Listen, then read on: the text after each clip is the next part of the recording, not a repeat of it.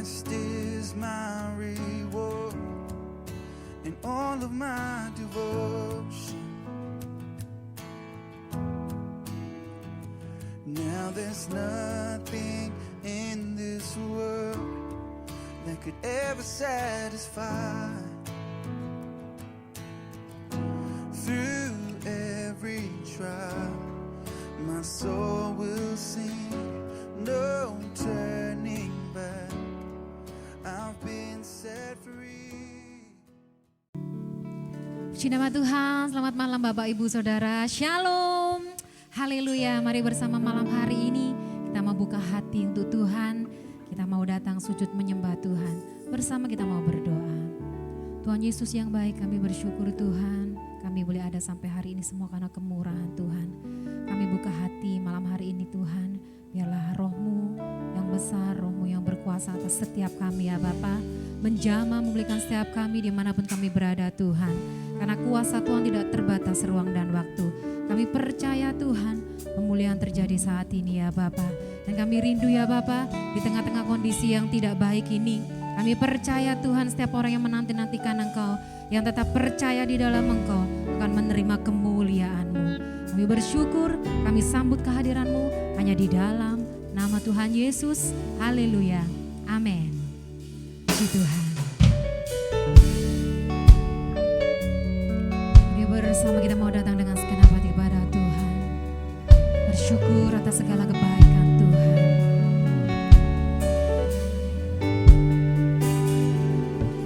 Saat ku berada di tengah gelombang, Kau ada di sana.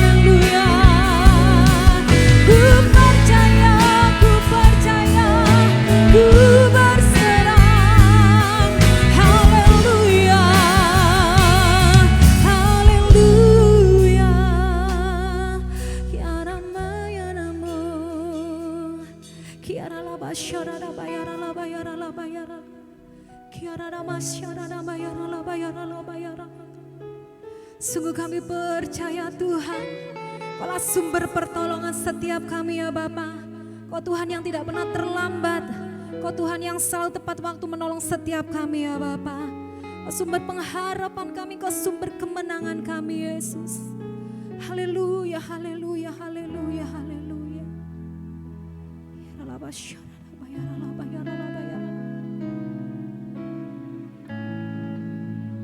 Kami mau lebih lagi nyatakan di hadapan-Mu Yesus. Banyak kasih-Mu luar biasa buat setiap kami Tuhan. Karya-Mu begitu mulia dalam hidup kami Tuhan.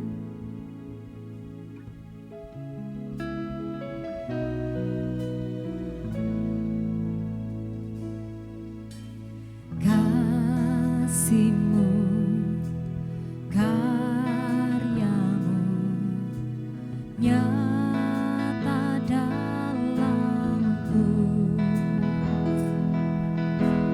Kau pegang hidupku dalam tangan-Mu.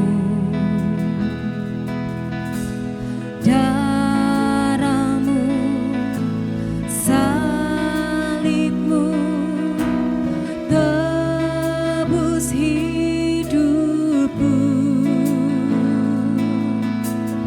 Nama-Mu berkuasa, sanggup bangkitkan harapanku di dalam-Mu. Hanya Kau Yesus kuatku, ku percaya, ku aman dalam-Mu.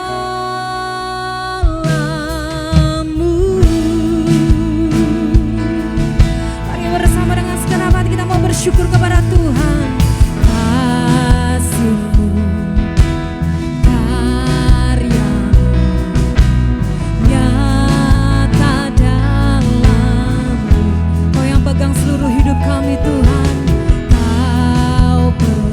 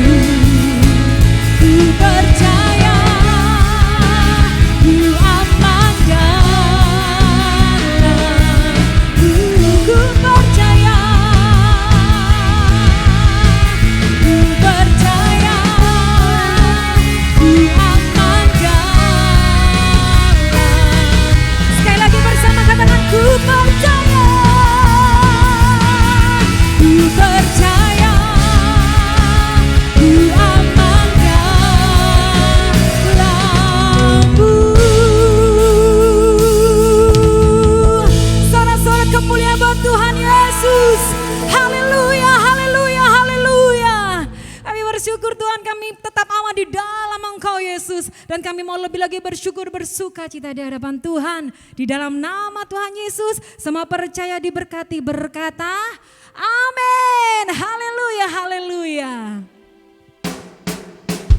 Mari bersama bersuka cita umat-umat Tuhan. Kita bangga punya Tuhan. Kita bangga memiliki Tuhan Yesus yang sangat luar biasa buat kita. Mari semuanya bersorak.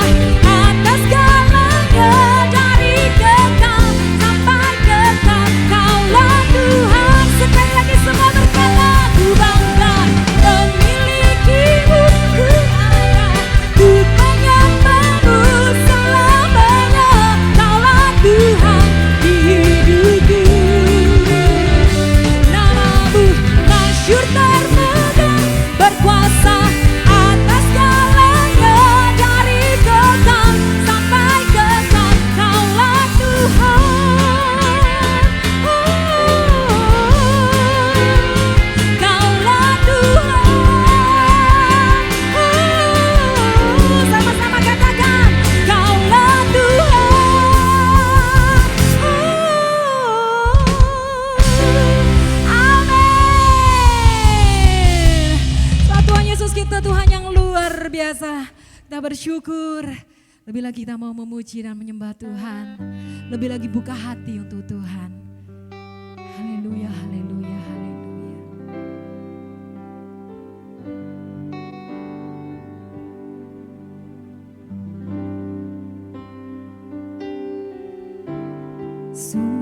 segala pertolonganku adalah di dalam nama-Mu. Sumber jawaban persoalanku semuanya ku temukan padamu Tuhanku. Di saat hatiku berseru memanggil nama-Mu, Kau menyelamatkanku. Ku dapat semua yang ku perlu dari-Mu Bapa-Ku, sebab ku tahu ada kuasa dalam nama-Mu. Bapa, sumber pertolongan kami Tuhan, sumber segala pertolonganku adalah di dalam nama-Mu. Kau sumber jawaban, sumber jawaban persoalanku semuanya ku temukan padamu Tuhanku. Di saat hatiku berseru memanggil nama-Mu, Kau menyelamatkanku. Ku dapat semua yang ku perlu dari-Mu Bapa-Ku, sebab ku tahu ada kuasa dalam nama-Mu. Di saat hatiku berseru memanggil nama-Mu, Kau menyelamatkanku. Ku dapat semua yang ku perlu dari-Mu Bapa-Ku, sebab ku tahu ada kuasa dalam nama-Mu. Di saat hatiku berseru memanggil nama-Mu, Kau menyelamatkanku.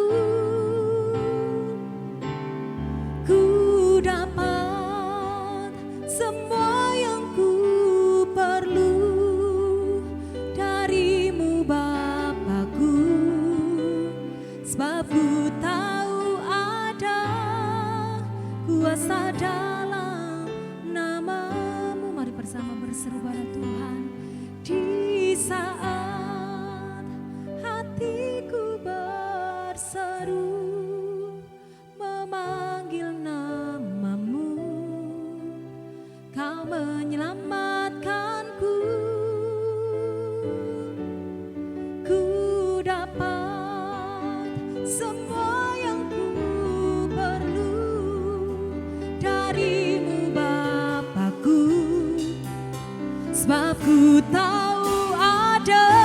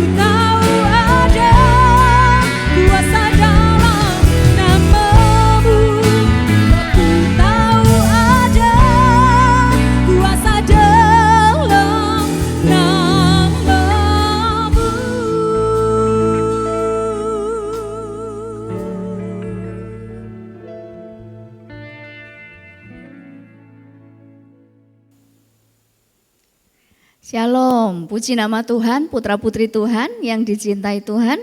Saya percaya ya sampai hari ini apapun yang terjadi kita tetap percaya bahwa Tuhan pegang kendali, amin.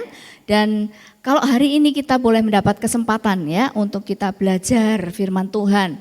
Kembali firman Tuhan bicara buat setiap kita. Saya percaya kita semua meresponinya dengan hati yang lembut.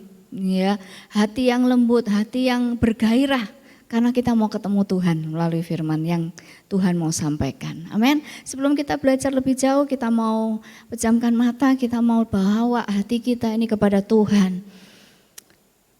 Bapa, biarlah saat ini kami boleh datang dengan hati yang berbeda Tuhan. Hati murid, hati yang mau belajar, hati yang mau diluruskan, hati yang mau dibentuk, hati yang mau dididik. Dan kami percaya setiap kebenaran firman Tuhan yang Engkau akan sampaikan Tuhan saat ini itu adalah pribadimu sendiri yang sedang melawat kami. Engkau sendiri Tuhan yang mengajari kami. Dan Bapa, hamba yang terbatas ini hamba hanya bisa bersyukur karena Engkau memberi kepercayaan. Tetapi di atas semuanya itu hamba percaya Engkau sendiri yang bicara, berbicara dalam hati putra-putrimu.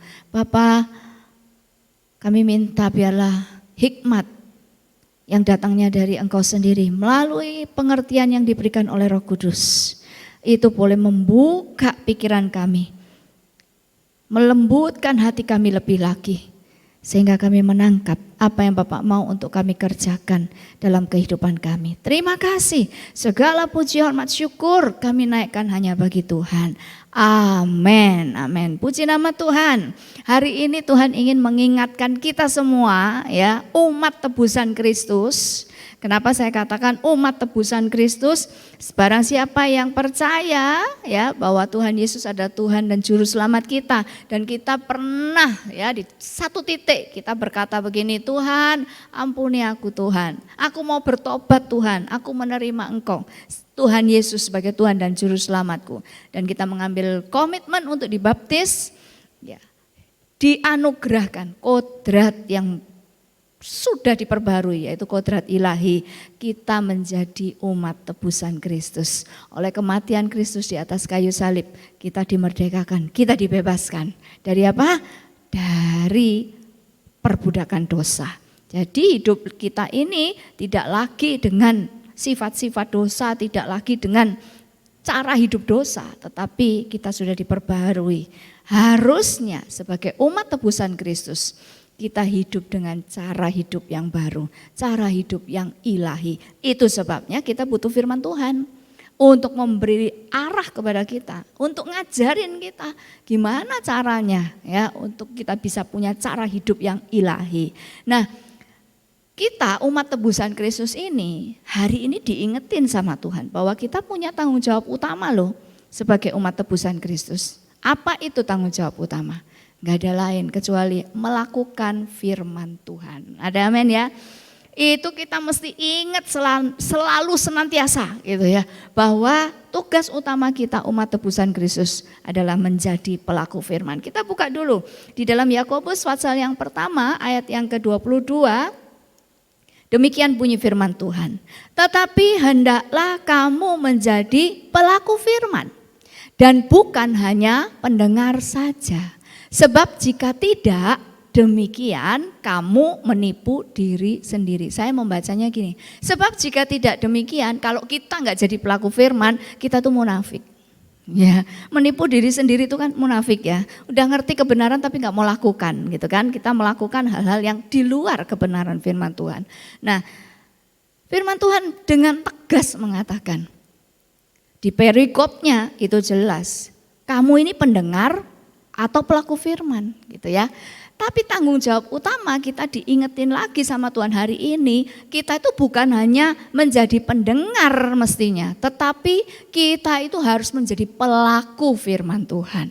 Kalau enggak, kata Tuhan, enggak heran kalau hidupmu itu munafik.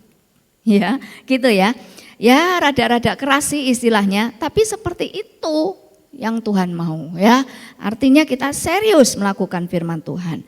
Nah, kalau kita lihat dari satu ayat ini, Ini bukan pilihan loh buat kita. Artinya ini bukan sesuatu yang ditawarkan. Kalau kamu mau ya lakukan, kalau kamu enggak mau ya enggak usah, enggak apa-apa gitu ya. Ataukah kalau kamu bisa ya baguslah gitu. Keren lah kamu bisa melakukan. Tapi kalau kamu enggak bisa ya enggak apa-apa gitu. Enggak ya. Tetapi melalui ayat ini dengan tegas kita itu menerima, kalau buat saya ini perintah gitu.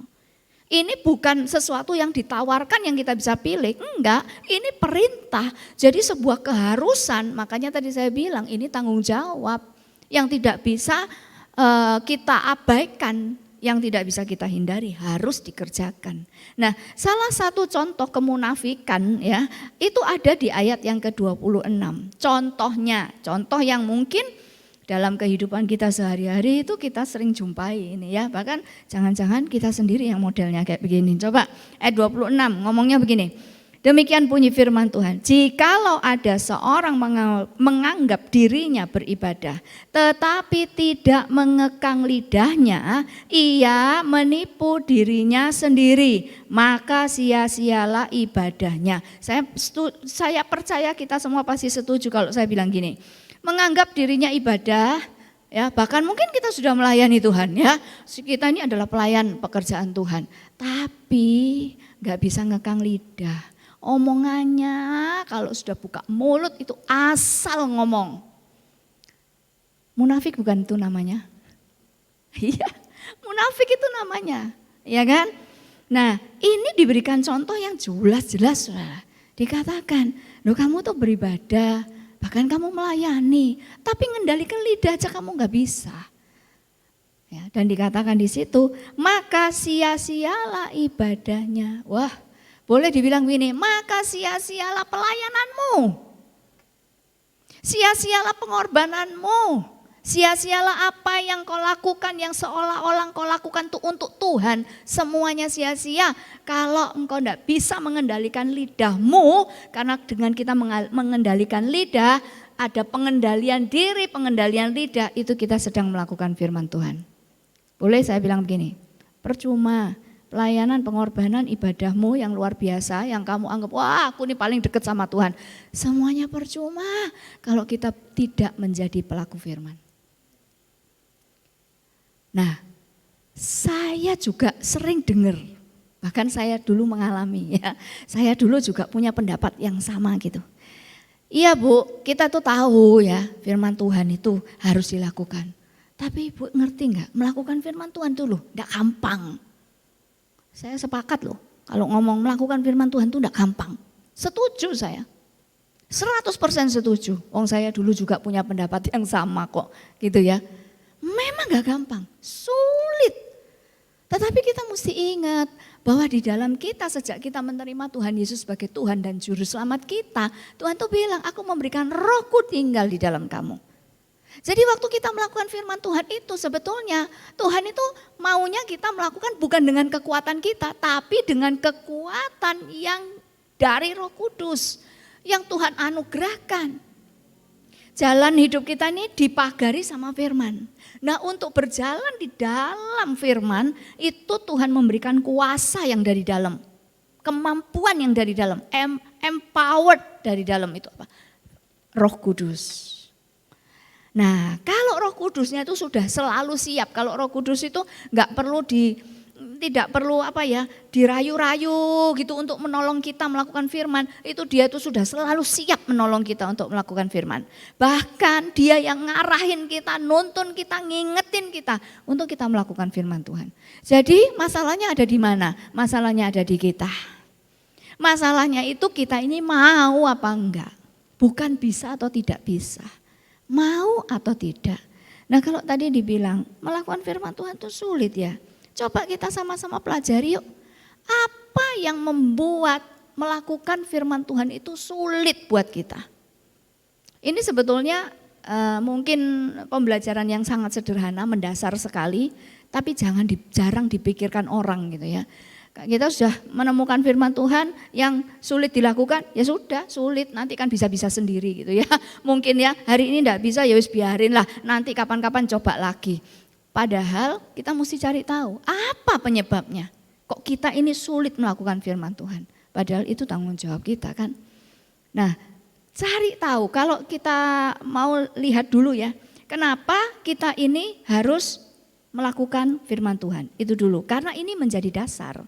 Menguatkan diri kita bahwa melakukan firman Tuhan itu keharusan. Ya, yang pertama kita bisa baca dalam Yohanes pasal yang ke-14 ayat yang ke-15. Yohanes pasal yang ke-14 ayat 15 lalu disambung dengan ayat 24. Demikian bunyi firman Tuhan. Jikalau kamu mengasihi aku, kamu akan menuruti segala perintahku. Ya, 24-nya. Ayat 24 bunyinya begini. Barang siapa tidak mengasihi aku, ia tidak menuruti firmanku. Dan firman yang kamu dengar itu bukanlah daripadaku, melainkan dari Bapa yang mengutus aku. Kenapa kita mesti melakukan firman Tuhan? Itu sebagai bukti loh, bahwa kita ini mengasihi Tuhan. Artinya gini, kita tuh selalu ngomong, aku mengasihi Engkau Tuhan ya. I love you Lord, I love you Jesus. Pertanyaan pentingnya, apakah Tuhan itu berasa gitu loh kalau kita mencintai Dia? Apakah Tuhan itu bisa merasakan, melihat buktinya bahwa kita tuh mencintai Dia? Loh, itu yang terpenting. Ya kan, kita berpikir bahwa oh saya mencintai Tuhan, saya melakukan ini itu, nanti Tuhan lah ngerti-ngerti dewek nih, aku sayang Tuhan gitu, aku cinta Tuhan. Nah ternyata cara kita mencintai Tuhan selama ini kita pakai cara kita sendiri, standar kita. Puji syukur kepada Tuhan kalau firman Tuhan itu menuliskan standar ukuran yang bisa kita kerjakan untuk membuat Tuhan itu benar-benar merasa kita cintai. Harus ada buktinya gitu ya. Dan kita nggak bisa begini, oh kalau aku pelayanan tuh Tuhan pasti tahu kalau aku cinta Tuhan. Kalau aku sampaikan firman kemana-mana, oh itu Tuhan pasti merasa kalau aku mengasihi Dia gitu ya. Atau oh sharing-sharing apa saja ya, sharing-sharing firman Tuhan, bakti sosial segala macam kita lakukan. Dan kita berpikir itu pasti menyenangkan Tuhan, itu pasti membuat Tuhan tuh merasa dicintai. Itu kan ukuran kita ya. Makanya nggak heran kalau kita selalu salah dalam mengukur segala sesuatu. Kita pikir ibadah kita sudah oke, kita pikir pelayanan kita sudah keren ya, dan kita pikir kita sudah berjasa buat Tuhan. Tapi hidup kita munafik ketika kita tidak melakukan firman Tuhan. Nah, ayat yang barusan kita baca, ini jelas ukuran bahwa kita ini mengasihi Tuhan, bukti bahwa kita ini mencintai Tuhan, itu ternyata cuma satu, apa itu? Melakukan perintah Tuhan.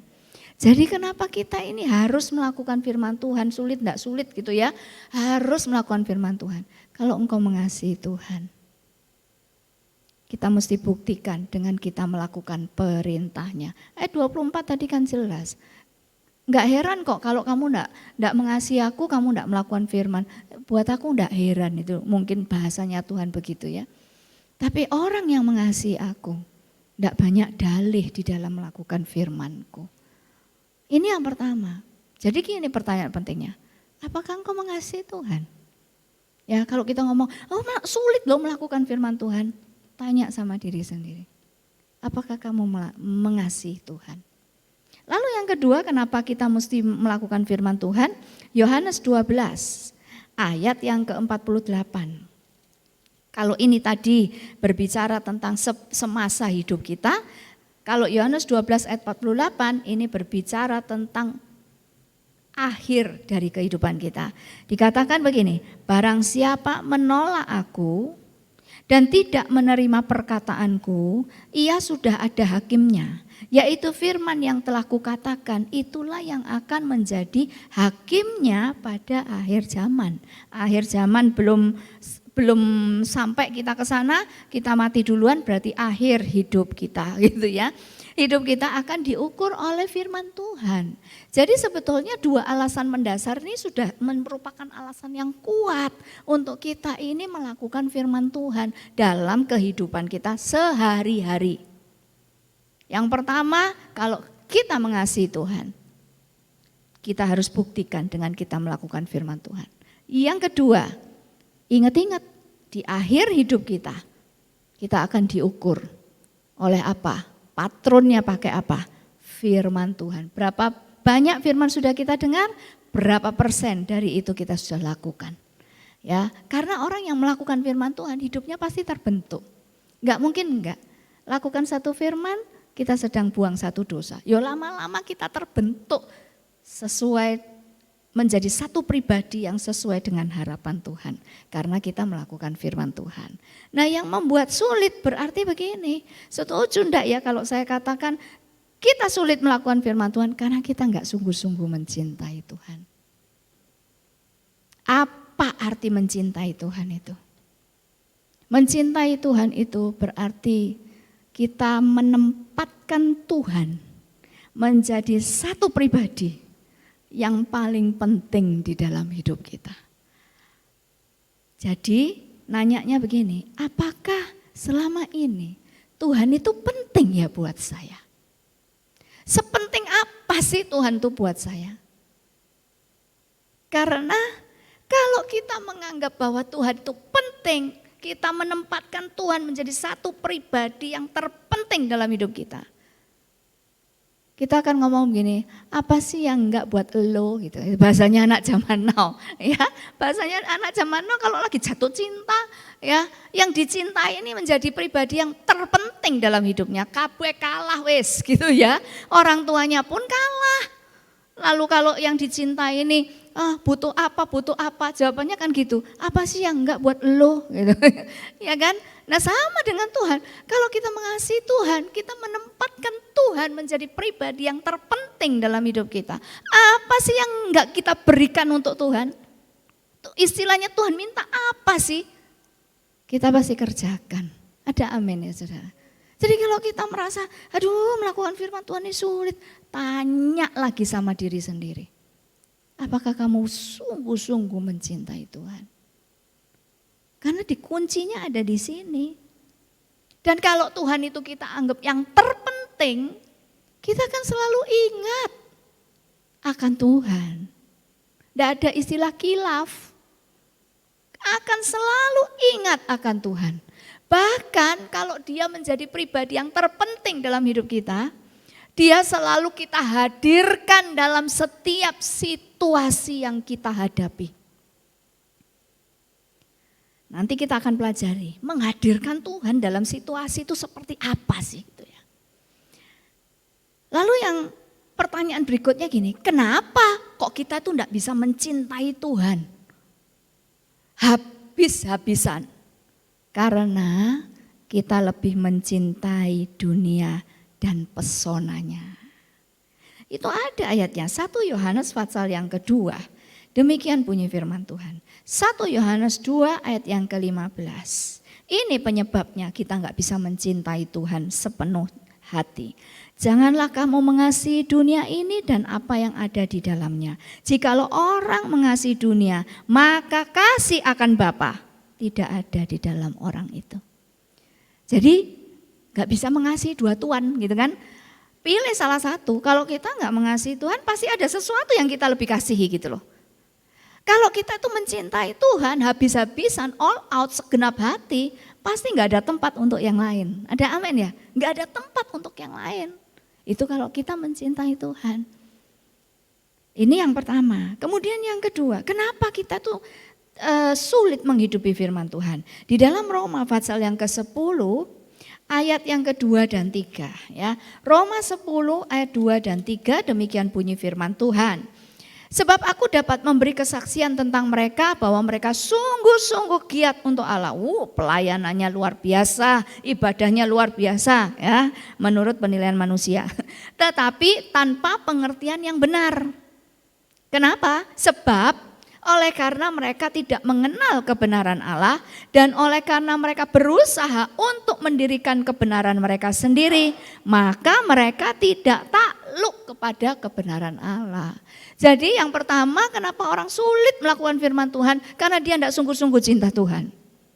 Tuhan bukan pribadi yang terpenting dalam hidupnya, sehingga dia seringkali lupa untuk melakukan apa yang benar.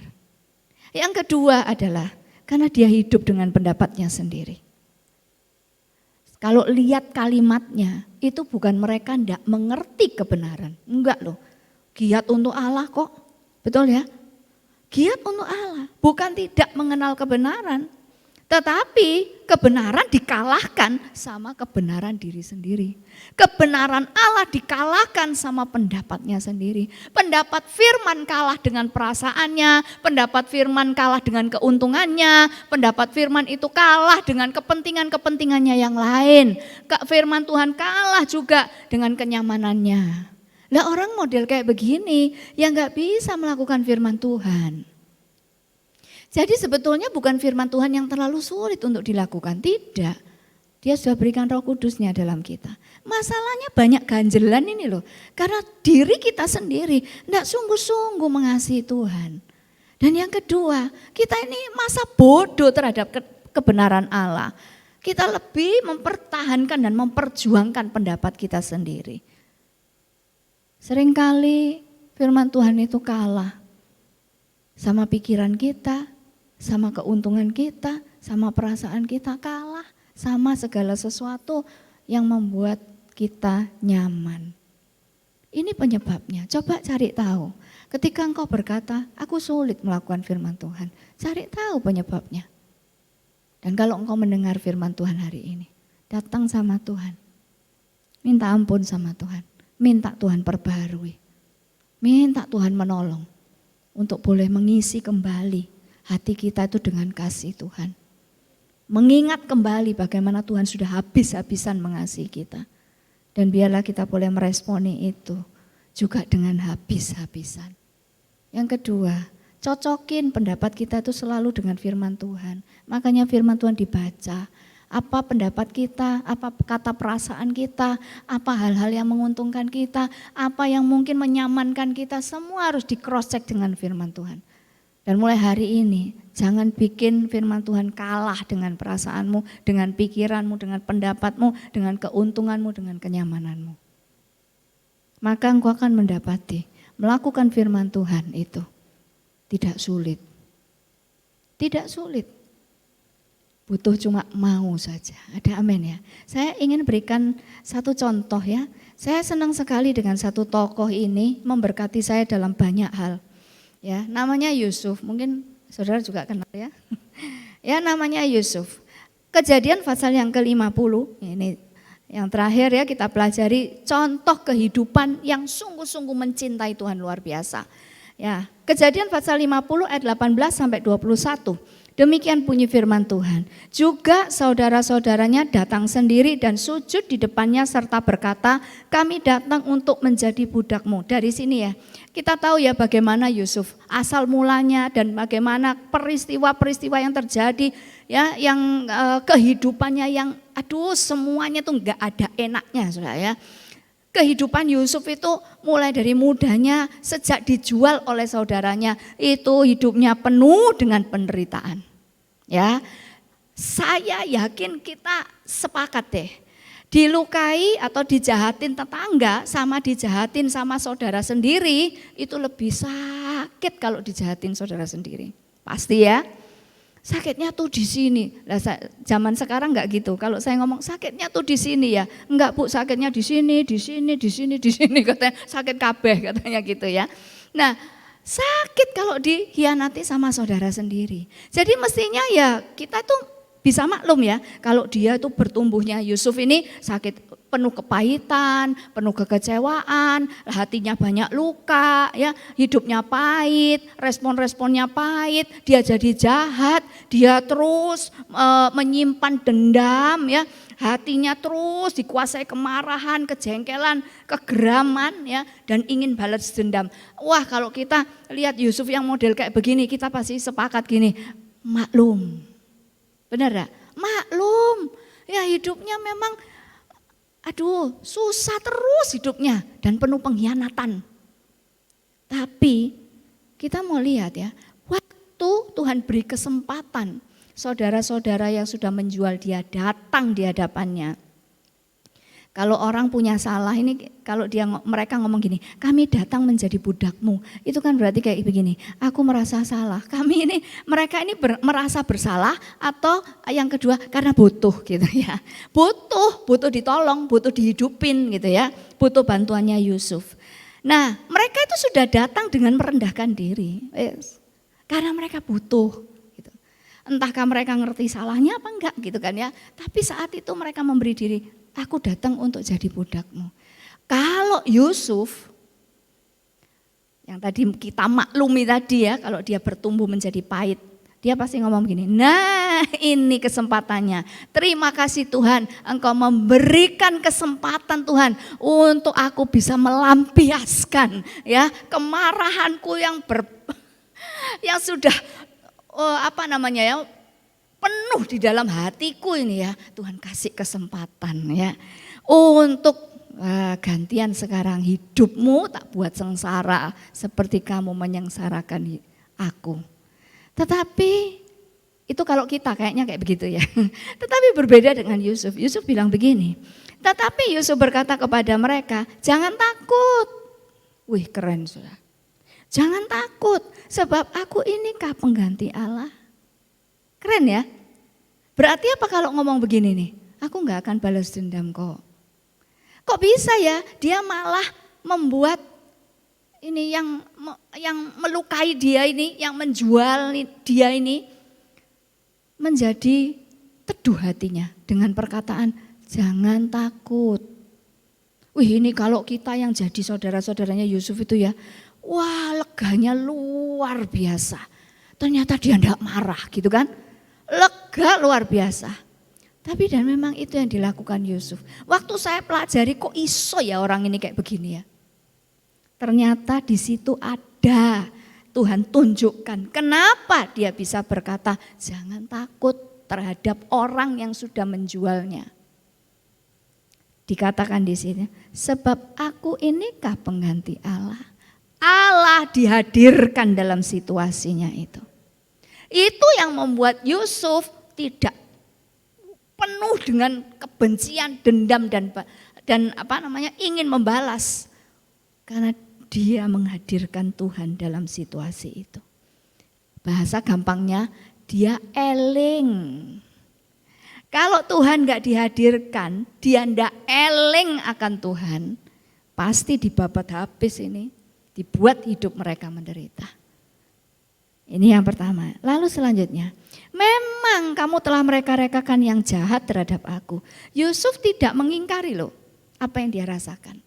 Yusuf tidak menutupi ya, melindungi perasaannya. Enggak, Yusuf terang-terangan. Memang kamu mereka-rekakan yang jahat. Dia bisa ngomong ini jahat karena dia merasa terluka. Dia akui.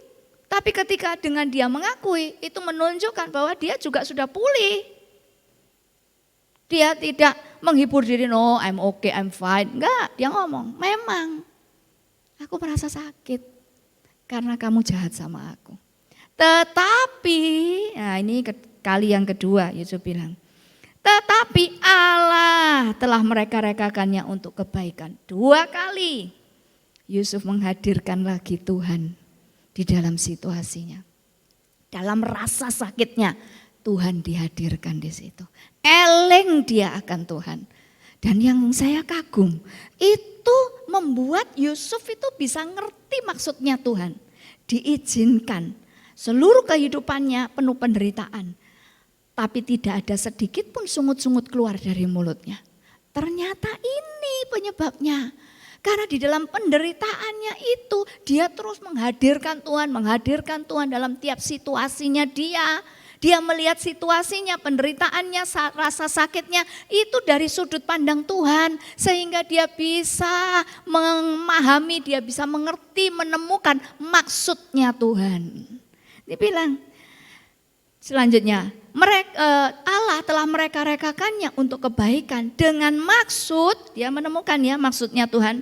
Dengan maksud melakukan seperti yang terjadi sekarang ini. Wow. Yakni memelihara hidup suatu bangsa yang besar. Keren saudara ya.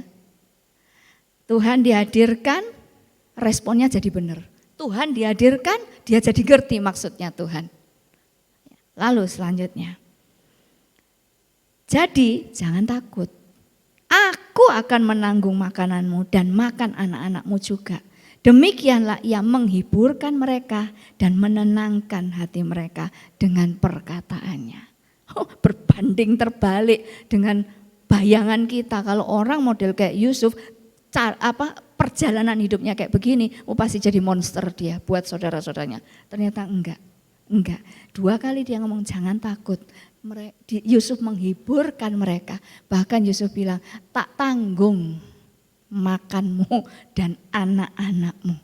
Dia tetap menyatakan kebaikan untuk orang-orang yang sudah melukai dia. Kita menemukan enggak sih ya, bahwa Yusuf adalah seorang yang menganggap Tuhan itu yang terpenting dalam hidupnya. Dalam rasa sakitnya, Tuhan lebih penting. Dalam penderitaannya, Tuhan lebih penting. Apa itu? Maksudnya Tuhan mengizinkan penderitaan untuk menyiapkan Yusuf jadi berkat. Menyiapkan Yusuf, melengkapi Yusuf untuk Yusuf bisa jadi berkat bagi lebih banyak orang lagi. Yusuf disiapkan Tuhan untuk situasi ini. Keren saya. Kenapa? Karena dia adalah seorang pribadi yang menganggap Tuhan penting, itu yang membuat dia. Pokoknya apa maunya Tuhan itu yang tak kerjakan. Sekalipun maunya Tuhan itu penderitaan, tak kerjakan dengan segenap hati, dengan sukacita. Bahkan waktu berhadapan dengan pergumulan, diganggu sama istri Potifar, Yusuf sekali lagi dalam pergumulannya itu, dalam cobaan itu, di tengah-tengah cobaan, ditulis di kitab Kejadian pasal yang ke-39. Dia ngomong begini, kekuasaan itu semua aku punya, jabatan, kekuasaan semua ada di tanganku. Mungkin kalau dia nurutin ajakan dari istri Potifar itu, dia pasti ditutupin kan? Enggak mungkin enggak ya. Dia jabatan dan kekuasaannya pasti selamat. Pasti dia tetap pegang. Waktu dia menolak berbuat dosa, dia tahu resikonya. Dia kehilangan jabatan dan kekuasaan. Tapi itu enggak penting buat dia. Karena taat kepada Tuhan itu yang terpenting. Ini yang membuktikan buat Yusuf dalam setiap peristiwa hidupnya. Dia menganggap Tuhan itu yang terpenting. Dia hadirkan Tuhan terus eling akan Tuhan untuk hidup berkenan kepada Tuhan senantiasa. Itu yang membentuk Yusuf menjadi satu pribadi yang tidak seperti pada umumnya. Nah, bagaimana dengan kita? Apakah kita masih berkata sulit menghidupi firman Tuhan? Jangan-jangan karena kita memang tidak mencintai Tuhan. Sehingga kita seringkali lupa untuk mengutamakan Tuhan, menghadirkan Tuhan dalam peristiwamu. Engkau lebih kalah sama perasaan dibandingkan taat firman. Dapat iming-iming keuntungan sedikit, gak apa-apalah. Ya, dengan cara yang menghalalkan segala cara, dikit-dikit gak apa-apa asal gak ketahuan. Nah, melakukan firman Tuhan kalah sama keuntungan. Apakah kita demikian? Biarlah hari ini kita diingatkan melalui firman Tuhan ini membuat kita sadar dan kita kembali. Tempatkan Tuhan menjadi yang terpenting dalam hidupmu. Mari kita pejamkan mata. Bapa, terima kasih untuk pengingat yang Kau berikan buat setiap kami Tuhan. Biarlah hari ini kami boleh menemukan penyebab kami selalu gagal melakukan firman Tuhan. Seringkali kami lupa akan Engkau Tuhan. Bahkan tidak ada sedikit pun kami mengingat bahwa hidup kami ini harus berkenan kepada Tuhan. Seringkali Engkau dan firman ini kalah dengan perasaan kami, kalah dengan keuntungan yang kami akan dapat, walaupun itu dengan cara yang salah. Ampuni kami Tuhan, ampuni kami. Perbarui kembali hati kami. Biarlah pembelajaran firman hari ini boleh mengembalikan posisi Tuhan menjadi pribadi yang terpenting dalam hidup kami. Sehingga apapun situasi yang kami hadapi, kami boleh ingat untuk menghadirkan Tuhan di sana. Sehingga kami tidak mengikuti tawaran dosa, tetapi kami terus ingat untuk hidup berkenan kepada Tuhan dengan melakukan prinsip firman Tuhan. Terima kasih Bapak, terima kasih. Mari putra putri Tuhan, Engkau yang mau memperbarui hidupmu, Engkau yang mau menempatkan kembali Tuhan di posisi terpenting dalam hati dan hidupmu. Mari letakkan tangan di dada. Bapak, Engkau melihat setiap tangan yang sudah diletakkan di dada. Kami menyadari Tuhan bahwa selama ini Engkau menjadi nomor kesekian. Itu yang membuat hidup kami selalu gagal melakukan firman Tuhan. Tapi mulai hari ini kami mau tempatkan Engkau kembali menjadi yang utama dan terutama. Dan kami percaya Roh Kudus yang terus akan mengingatkan kami, Roh Kudus mendorong kami, Roh Kudus juga memampukan kami untuk kami menghidupi kebenaran firman Tuhan. Biarlah Tuhan boleh makin dikenal, Tuhan makin dihormati, Tuhan makin dicintai karena kami mengerjakan apa yang Engkau kehendaki. Terpuji namamu ya Bapa, dalam nama Tuhan Yesus. Amin.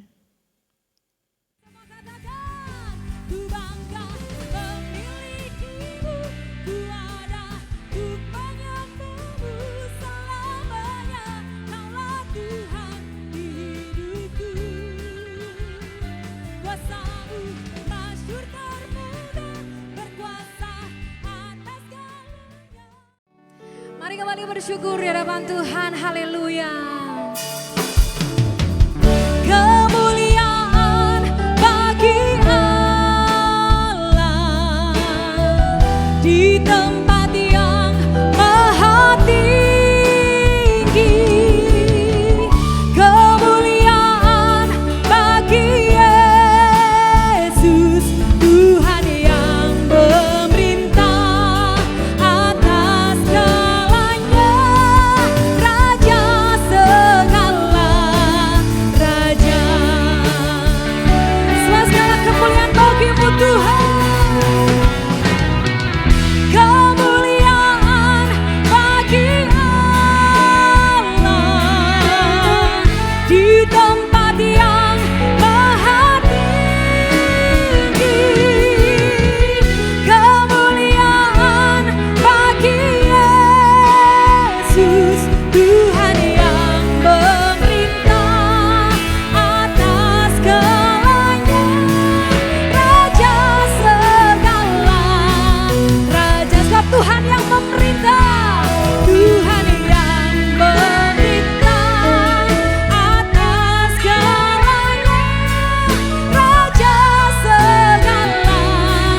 Sekali lagi katakan Tuhan yang memerintah, Tuhan yang memerintah atas segalanya, Raja segala raja.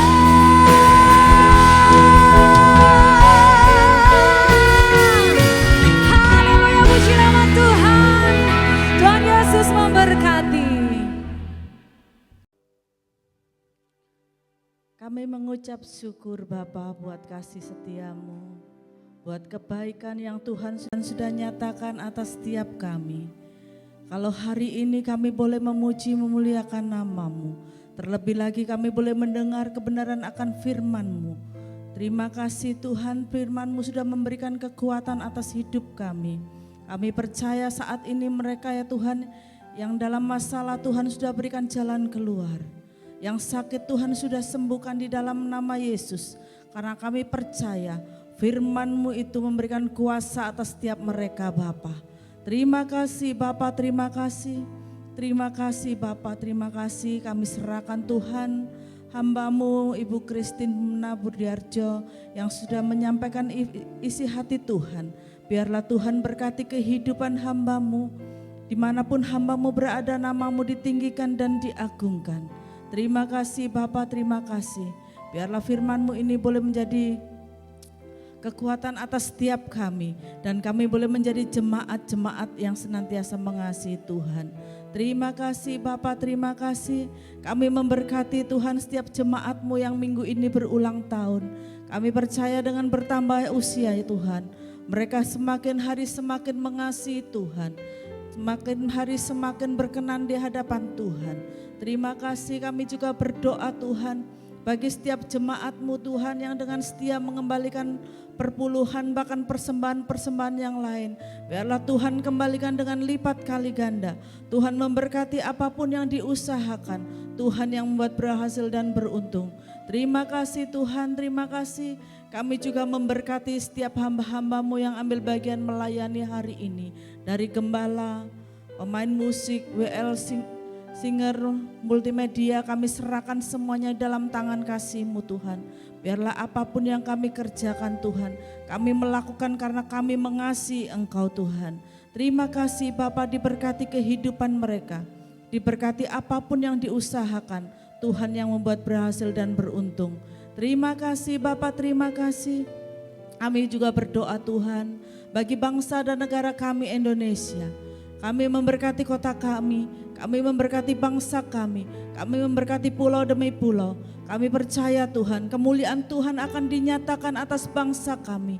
Tuhan memberkati pemerintahan kami, dari presiden sampai yang RT RW Tuhan berkati.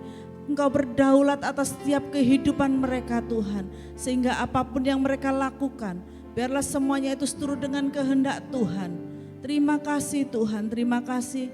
Kami percaya Tuhan, Engkau sudah memulihkan bangsa kami, baik perekonomian bangsa kami, kesehatan bangsa kami. Dari segi pendidikan Tuhan juga pulihkan. Kami memberkati generasi-generasi yang ada di bangsa kami Tuhan. Biarlah generasi-generasi yang ada di bangsa kami ini adalah generasi-generasi yang kuat, generasi-generasi yang takut akan Tuhan. Terima kasih Bapak, terima kasih. Kami memberkati TNI, kami memberkati Polri, kami memberkati tenaga medis Tuhan. Kami serahkan seluruh kehidupan mereka dalam tangan kasih-Mu Tuhan. Kami serahkan Tuhan, apapun yang mereka kerjakan, biarlah Tuhan senantiasa menyertai mereka. Terima kasih Bapa, terima kasih. Engkau sudah memberkati bangsa kami. Terima kasih Bapa, terpujilah nama-Mu. Mari kita berdoa Bapa kami. Bapa kami yang di surga, dikuduskanlah nama-Mu, datanglah kerajaan-Mu, jadilah kehendak-Mu di bumi seperti di surga. Berikanlah kami pada hari ini makanan kami yang secukupnya, dan ampuni kami akan kesalahan kami seperti kami juga mengampuni orang yang bersalah pada kami. Dan jangan membawa kami dalam pencobaan, tapi lepaskanlah kami daripada yang jahat.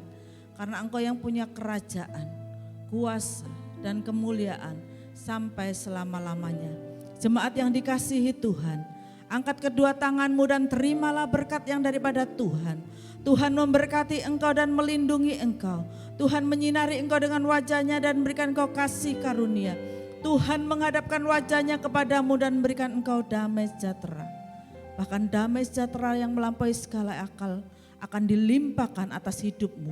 Mulai hari ini sampai Maranatha, Tuhan Yesus datang kedua kali. Yang diberkati Tuhan, mari sama-sama kita katakan, amin. Tuhan Yesus memberkati kita.